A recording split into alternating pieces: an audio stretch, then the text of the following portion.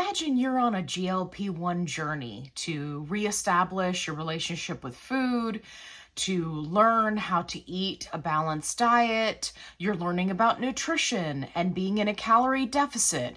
You are embarking on this journey to get your health back. And you're just minding your own beeswax when all of a sudden you come across a video that tells you that everything you're doing is wrong. Don't you just love when that happens? Yeah, I don't. So if you're new here, hey, my name is Allie. I keep track of the GLP-1 trends so that you don't have to. And unfortunately, this is a trend that is really getting old, even though it just got started. So I'm going to show you a couple of clips. We're going to talk about it, and we're going to debunk some diet culture garbage. Do you want to know what's not on a plate that supports blood sugar, GLP-1, and fat loss? Number 1, snack bars pretending to be meals. Most are just candy bars in disguise. First things first is if you're on a GLP-1 journey and you're learning about various macros, if you're focusing on protein, right? Like there's a learning curve that comes with that. Now, are there multiple products on the market that are essentially a candy bar with added protein? Yes, I think it's fair enough to say that. But for the most part, if you know what to look for, then this shouldn't be an issue. And it certainly shouldn't be something that's, deemed it should be on your GLP-1 plate, right? Like if you're craving a Snickers, it would be much better for you to have this protein forward Snickers and factor that into your, calorie deficit for the day than it would be for you to just have a regular candy bar. So you got to take these things in perspective. Now, what kind of macros should you be looking for? What you want to do is you want to look at the nutrition facts on the back of your protein bar or on the box, and you want to look at that protein number. Now, let's say, for example, it's 16 grams of protein. Ideally, you would want the calories to be 160 calories. Now, chances are, there's going to be other things in the bar, so it's not going to be a perfect matchup, but you want it to be as close to that number as possible. That means that you're not getting a whole bunch of extra fat and calories, right, added in to the bar. So you take whatever that protein number is and you add a 0. And that's kind of the general area where you want those calories to be. So if you had a protein bar that only had 5 grams of protein, right? You add that 0, now you've got 50 calories. If you look at those calories and it's 230 calories, that's not a good ratio. But I think that that's very easily understood by most people, and there's really no reason to demonize, these candy bar companies trying to make something more protein forward, because there are many people who still have cravings for those items. And again, if you're working it into your daily allowance, you can have the thing. Number 2, 0-calorie sweeteners. They typically don't spike your blood sugar, but they do confuse your hunger cues and keeps your cravings alive. The dreaded artificial sweetener. When are we going to let this go? Listen, if you want to have a soda and you are saying to yourself, I want a soda pop. I want a poppy soda. I want to drink a carbonated drink.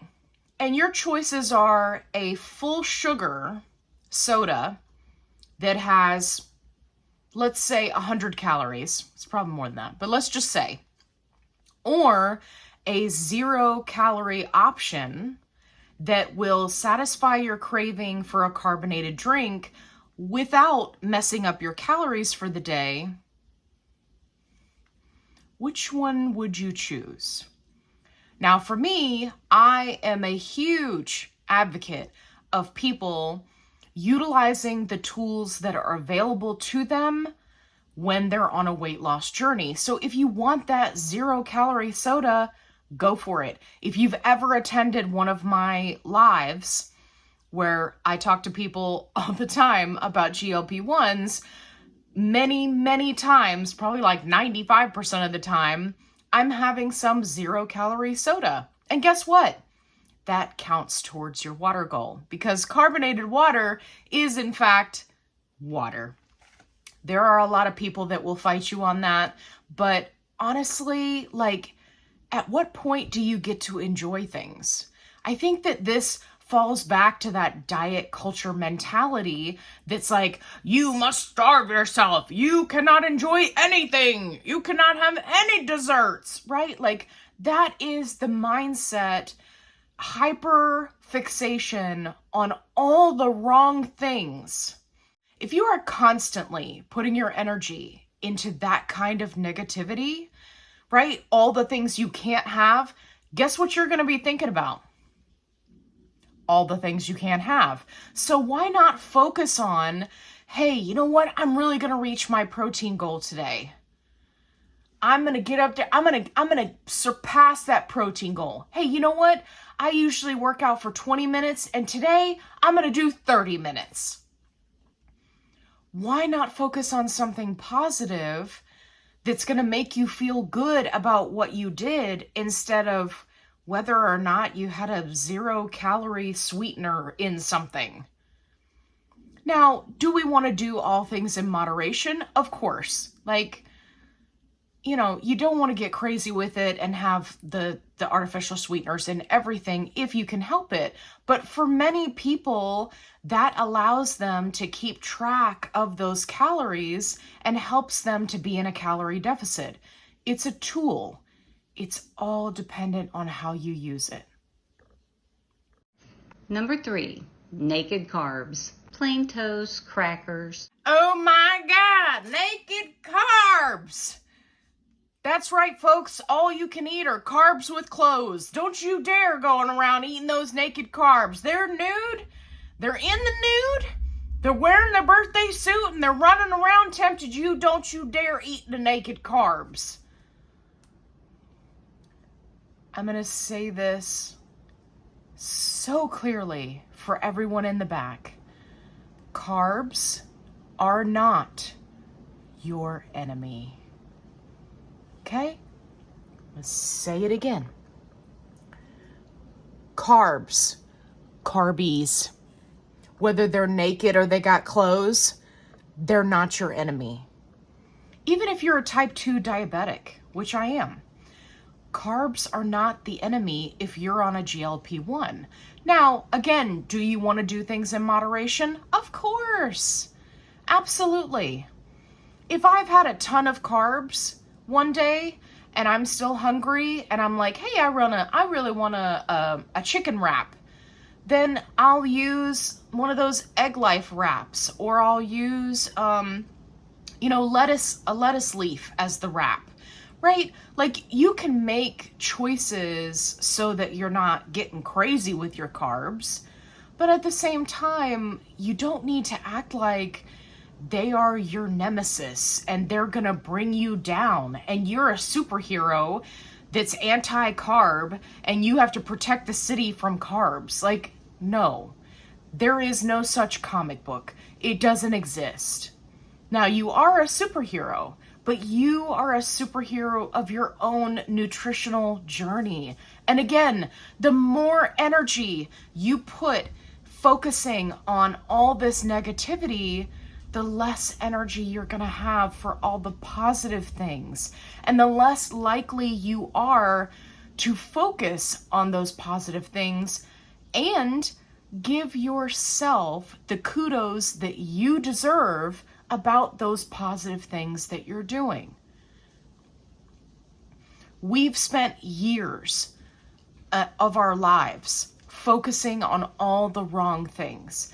But the beauty of being on a GLP-1 is we get to unlearn all of that crap and we get to move forward in a positive direction.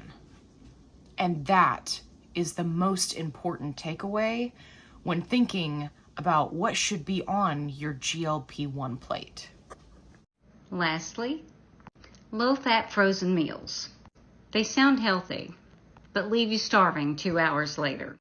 I've lost 123 pounds, and I have consumed all of the things that this lady is telling you not to consume. When my budget was so incredibly tight and I was eating low-fat frozen meals, people have a tendency to really look down on that, but if it allows you to stay within your calorie deficit, if you are a busy individual, if you are a lower income family, if this allows you to stay in your calorie deficit and meet that protein goal, why does it matter? Why does it matter that it's a frozen meal? Truthfully, it doesn't. Again, we're focusing on the wrong thing. I hope you found this video helpful. If you did, give me a thumbs up. It really helps my channel. If you haven't already, subscribe. I'd love to have you along for the ride. If you're new to GLP-1s or you have GLP-1 questions, definitely go check out my newbies playlist. It was specifically curated based off of questions that come from support groups. So chances are I've covered the topic and your answers are right over there. If you're available on a Wednesday night, definitely come to one of my live sessions. I'd love to have you there, and I'd love to be able to help you on your health journey. And as always, be kind, rewind.